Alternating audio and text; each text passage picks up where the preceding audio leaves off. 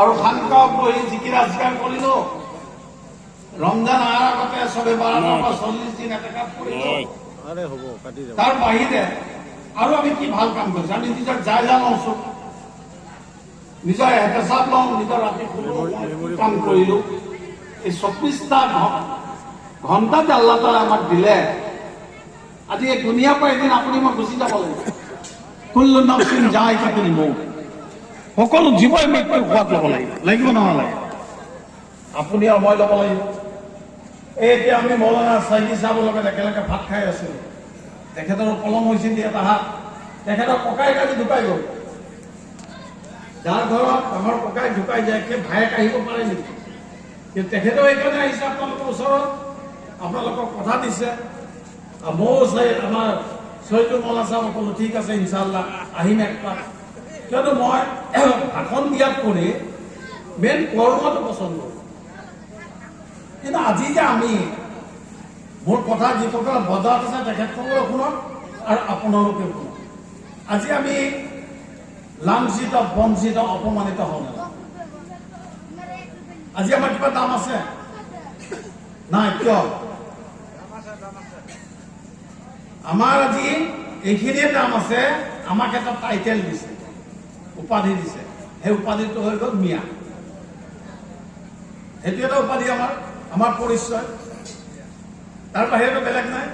মুছলমান বুলি কৈ পেলাইতো আৰু নামতে এতিয়া মিয়া বুলি ক'লেতো চবেই আল্লাহৰ ৰহমত এই বছৰ অসমত যে গৰীয়া মৰীয়া দেশী চবলৈতো বিচাৰিছে, এটা আল্লাহৰ ৰহমত হৈছে।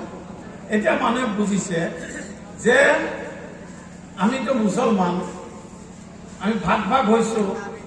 আল্লাহ তাআলাই কোরআন কলে কুনতুম ওয়াতাসিমু বিহাক্কিল্লাহি জামিয়াও ওয়ালা তাফাররাকু, তোমালোকে আল্লাহৰ ৰছীক দৃঢ়ভাৱে ধৰা, ভাগ ভাগ নহব। আমি ভাগ ভাগ হৈ গলো না। আমি মিয়া, আমি চিৰতীয়া, আমি গৰীয়া, আমি মৰিয়া, আমি মিয়া, হয়নে নহয়? আল্লাহ কোৰআনৰ হাদিছ লৈ মুছলমানক এক হ'ব ক'লে। কিয় কাৰণে এক হ'ব ক'লে? তা'মুৰুনা বিল মা'ৰুফ ওয়া তানহাউনা আনিল মুনকাৰ, ভাল কামৰ আদেশ দিবলৈ আৰু বেয়া কামত বাধা দিবলৈ। আজি আমাৰ সমাজত ড্ৰাগছ চলি আছে, জুৱা চলি আছে, সুদ চলি আছে, জিনা চলি আছে নাই? বেয়া কাম। আজি আমাৰ উঠীয়া যুৱ সমাজ ড্ৰাগছ এডিক্ট হৈ গৈছে। গাঁৱই নহয়, চহৰ অঞ্চল, আমাৰ তেজপুৰ বহুত ডেকা ডেকা ল'ৰাই মদ খায়, ড্ৰাগছ খায়। মদ খালে ধৰা পৰে, গতিকে আজিকালি ড্ৰাগছ পায়। ড্ৰাগছ কাৰণে এটা ইঞ্জেকশ্যন দি দিয়ে, তাৰপিছত একদম মাতাল হৈ থাকে, কোনো গোন্ধ নাপায়। আজিকালি ছোৱালীও খায়, ছোৱালী ওলোৱা হৈছে।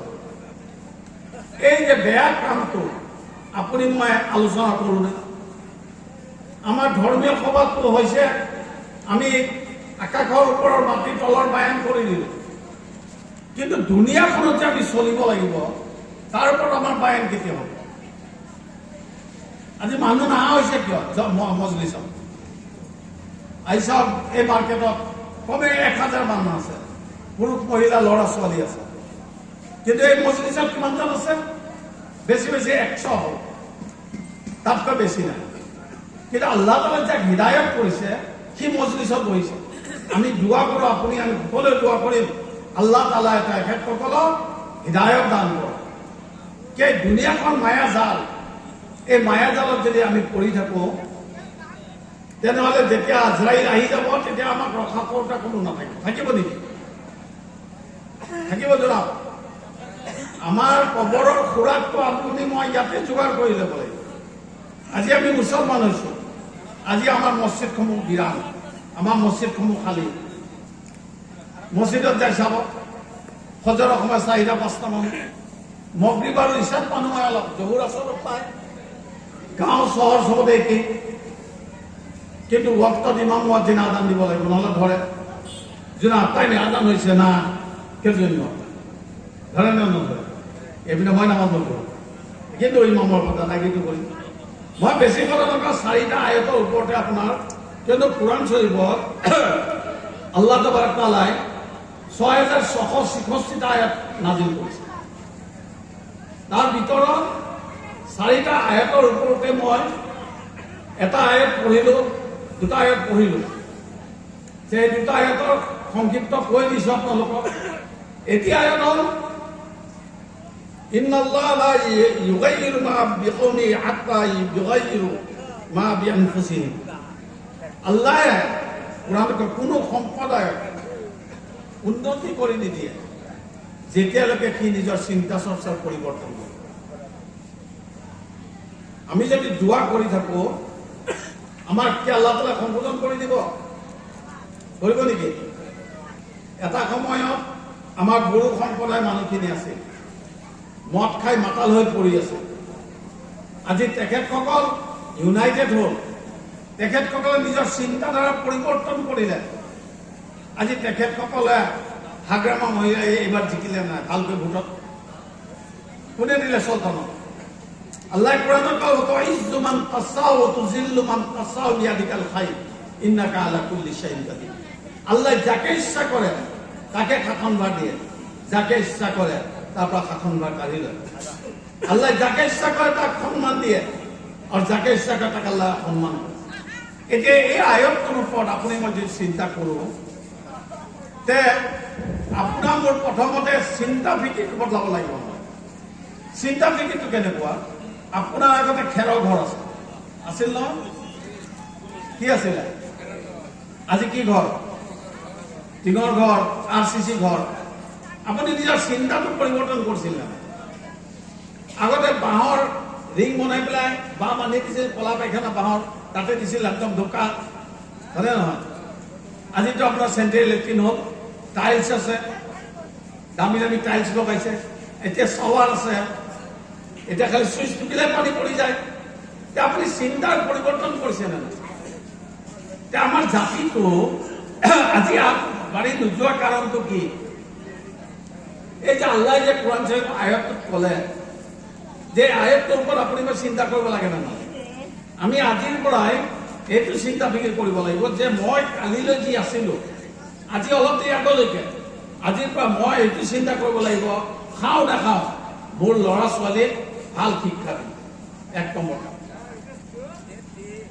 কিয়নো চবতকৈ ডাঙৰ অস্ত্ৰই হ'ল শিক্ষা। আৰু আমি ল'ৰা যিমানে শিক্ষা নিদিওঁ কিয় তাতকৈ বেছি শিক্ষা দিব লাগে আমাৰ ছোৱালীক। আল্লাহ ৰসুল সাল্লাল্লাহু আলাইহি ওয়াসাল্লামৰ এটি হাদিস কওঁ, হুজুৰ সাল্লাল্লাহু আলাইহি ওয়াসাল্লামে কৈছিল যে তোমালোকে মোক এগৰাকী আদৰ্শ মাতৃ দিয়া, মই তোমালোকক এখন ৰাষ্ট্ৰ দিম, এখন সমাজ দিম। কি দিয়া? এগৰাকী আদৰ্শ মাতৃ দিয়া। মাতৃ কাৰ পৰা হয়? ছোৱালীৰ পৰা হয় নে ল'ৰাৰ পৰা? ছোৱালী। যদি আপোনাৰ ছোৱালীজনী দিনী দুনিয়া দুইটা শিক্ষাৰে আপুনি শিক্ষিত কৰি দিয়ে, সেই ছোৱালীজনী যেতিয়া কালি কাৰোবাৰ ঘৰলৈকে যাব, সেই ঘৰখনৰ বাতাবৰণটো উন্নত হ'ব নে নহ'ব? আজি আমি ছোৱালীক শিক্ষাৰ ক্ষেত্ৰত আমি গুৰুত্ব দিয়া নাই। মোৰ ভাল লাগিছে আমাৰ সভাপতি চাহাবে নিজৰ ছোৱালীক ডক্টৰণী পঢ়াই আছে। এজনী আল্লাহ কৰাত ল পাছ কৰিছে, এজনীয়ে জুডিচিয়েলৰ কাৰণে তৈয়াৰী কৰি আছে, নেটৰ কাৰণে। আমি দোৱা কৰোঁ আল্লাহ তাআলাই তেখেতৰ তিনিজনী ছোৱালীকে দিনৰ দায়ী হিচাপে কবুল কৰক। আজি আপুনি মই আমাৰ ডক্টৰ আবুল মুছা ছাৰ তেখেতৰ ছোৱালীকো সেই লাইনত পঢ়াই আছে। মোৰ ছোৱালীকো আমি তেনেকৈ তিনিজনী ছোৱালী আমি সেইদৰে দিন দুনিয়া দুইটা শিক্ষা দিছোঁ। আমিও বিচাৰোঁ আপোনাৰ ল'ৰা ছোৱালী ভাল উচ্চ শিক্ষিত হওক। যদি বানাতটো পঢ়িছে অকল মৌলবী হ'লে তাই হ'ব নেকি? হাফিজ হৈছে, হাফিজসকলৰ আজিকালি জেনেৰেল শিক্ষাৰ কাৰণে ব্যৱস্থা আছে। এজন হাফিজ ডক্টৰ আইয়ুব হুছেইন আনচাৰী বৰ্তমান বঙাইগাঁৱৰ হয়, তেখেতে বেৰিষ্টাৰ পাছ কৰিছে লণ্ডনত। এদিনাখন আহি গৈছে তেজপুৰত, লখিমপুৰ বৰগাঁও। এতিয়া 3 তাৰিখে চাগৈ এইকেইদিনতে লণ্ডন গুচি যাব। তেখেতে পুৰণা হাফিজ, তাৰপিছত তেখেতে BLLB গোল্ড মেডেলিষ্ট, LLM জামি মিলিয়া ইউনিভাৰ্চিটিৰ পৰা পাছ কৰিছিল। তেতিয়া তেখেতক জামি মিলিয়া ইউনিভাৰ্চিটি মই লগ ধৰোঁতে কৈছিলোঁ যে আপুনি বেৰিষ্টাৰ হ'ব লাগিব আৰু মৌলানা হ'ব লাগিব। আল্লাহ কওক বেৰিষ্টাৰ পাছ কৰিলে, এতিয়া মৌলানা পঢ়ি আছে। যেতিয়া হাফিজ হয় আল্লাহ তাআলাই এজন হাফিজৰ জেহান শক্তিটো বৃদ্ধি কৰি দিয়ে। আমি ভাবো হাফিজ বনাইলাম এটা মাদ্ৰাসা মোল্লা হইব, এইটো আপোনাৰ মোৰ ভুল ধাৰণা। আপোনাৰ যেতিয়া সৰু পোৱালিটো ল'ৰাটোক আপুনি ক্লাছ 5লৈকে পঢ়োৱাৰ পিছত আপুনি হাফিজ ছেকশ্যনত দিয়ক, 3 বছৰ হাফিজ ওলাই যাব, ওলাব নে নোলায়? তাৰপিছত আকৌ আপুনি 6ৰ পৰা দি দিয়ক। আল্লাহ তালাই জেহেন শক্তি আল্লাহ তাবাৰাকাল্লাই দিয়ে, আপুনি মই একো কৰিব নোৱাৰো, পাৰো নেকি? গতিকে এই চিন্তা আমি পৰিৱৰ্তন কৰিব লাগিব। পাৰিম নে নোৱাৰিম? ইনশাআল্লাহ। মই আপোনাক তস্কিলেটো কৰা নাই, একচিল্লা যাব লাগিব। মই আপোনাৰ ঘৰৰ কথা কৈ আছো, আপোনাৰ ঘৰখনে ইছলাম বনাওক। আল্লাহ ক'লে আকৌ আফাতুমিনুনা বিবাদিল কিতাবি ওয়া তাকফুরুনা বিবাদ ফামা জাযাউ মান ইয়াফআলু যালিকা মিনকুম ইল্লা খিজুন ফিল হায়াতিদ দুনিয়া ওয়া ইয়াউমাল কিয়ামাতি ইউরদ্দুনা ইলা আশাদ্দিল আযাব ওয়া মাল্লাহু বিগাফিলিন আম্মা তা'মালুন। আল্লাহ তাআলা কোরআনত ক'লে, তেন্তে তোমালোকে কিতাবৰ কিছু অংশ প্ৰতি ইমান আনা আৰু কিছু অংশক অস্বীকাৰ কৰা নেকি? আজি আমি কোরআনত কিছুমান কথা মানি আছো। আখিমুছসালাম, নামাজ পঢ়িব, নামাজ পড়ি আছো না? আল্লাহ তাআলা কোরআন শরীফে বলছে নামাজ পড়বা, কিন্তু আল্লাহ তাআলাই তো বলে তা'মুরুনা বিল মা'রুফ ওয়া তানহাউনা আনিল মুনকার, ভাল কামের আদেশ দিয়া বেয়া কামত বাধা দিয়া। সেই ক্ষেত্ৰত কওঁ কি এটা আমাদের কাজ না, এটা অমুক সংগঠনের কাজ। প্রত্যেকজন মুসলমানের উপর ফরজ অন্যায় বিরুদ্ধে আওয়াজ উঠা। আজি যদি আমি কোরআনক মানু, আল্লাহ তাআলা আমার সম্মান দিব নে নিদিয়ে? আজি যদি আমি বেসম্মানী হয়েছো, আমি বেইজ্জত হয়েছো, আমি বঞ্চিত লাঞ্ছিত অপমানিত হয়েছো, তার একমাত্র কারণ হল আমি কোরআনক বুঝি পড়া না। আল্লাহ কোরআনত কলে ওয়ালাকাদ ইয়াসসারনাল কুরআনা লিযিকরি ফাহাল মিন মুদ্দাকির, মই তোমার কারণে এই কোরআনক সহজ করে দিছো, কোনোবা আছনে উপদেশ লওঁতা, উপদেশ গ্রহণ কৰোঁতা? এতিয়া কোৰআনৰ কি কথা নাই? নামাজ, ৰোজা, হজ, যাকাত, জিহাদ, সমাজ ব্যবস্থা, ঘৈণীয়েকৰ লগত সম্পৰ্ক, বাপেকৰ লগত সম্পৰ্ক, পিতা পুত্ৰৰ সম্পৰ্ক, এইবিলাকো কৈছে নে নাই? ব্যৱসায়িক কথা কৈছে নে নাই? বিজ্ঞানৰ ওপৰত কোৰআনত কিমানটা আয়াত আহিছে আমি কেইজনে জানো? মাক বাপেকৰ ক্ষেত্ৰত আল্লাহ তাআলাই কোৰআনত কৈছে, যিজনে নিজৰ মাক বাপেকক বৃদ্ধ অৱস্থাত পায় সেৱা শুশ্ৰূষা কৰি জন্নত ৱাজিব কৰি ল'ব নোৱাৰিলে তাৰ নিচিনা হতভাগা কোনো নাই। আজি বহুত নামাজি মানুহ পাওঁ, মাক বাপেকৰ লগত ভাল ব্যৱহাৰ নকৰে, কয় কি এই বুঢ়া হৈ গৈছে, কিবা জানে কনে নকয়। একটা ধুনীয়া চেৰি বিয়া কৰিয়া বাবাকে লাত মাৰিয়ে, মাকে লাত মারিয়ে, এই মার ভরি তোলের জন্য হুজুর সাল্লাল্লাহু আলাইহি ওয়াসাল্লাম বলে যে মাকে ভরি তোলার জন্য সাহাবা করে ইয়া আল্লাহ ইয়া রাসূলুল্লাহ আমি কি বাপে তোমালোক হলো দরজা, বাপের দরজা মার জন্য। আল্লাহ আল্লাহ তাআলা কোরআনত বলে যদি তুমি নিজের মা বাবা কোনো শব্দ নকবা, আজি আমি কওঁ নে নকওঁ?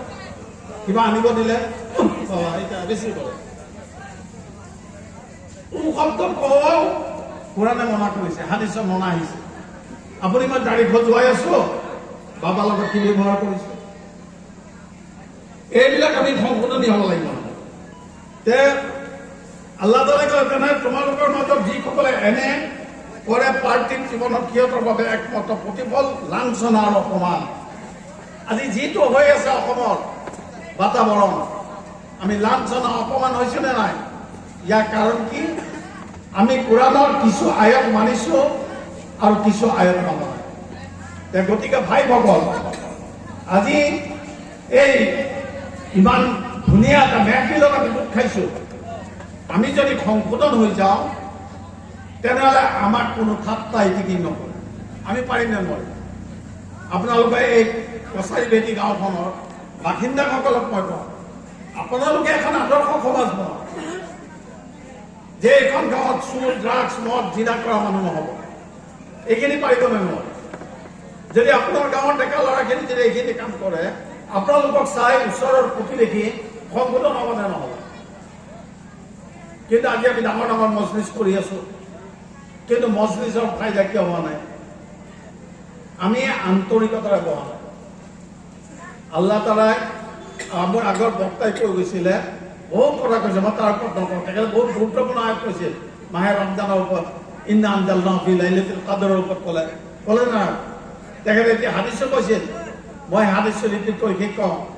বিসমিল্লাহিৰ ৰহমানিৰ ৰহিম। قال আবু হুৰায়ৰা রাদিয়াল্লাহু তাআলা আনহু قال قال رسول الله صلى الله عليه وسلم انما يبعث الناس على نيات।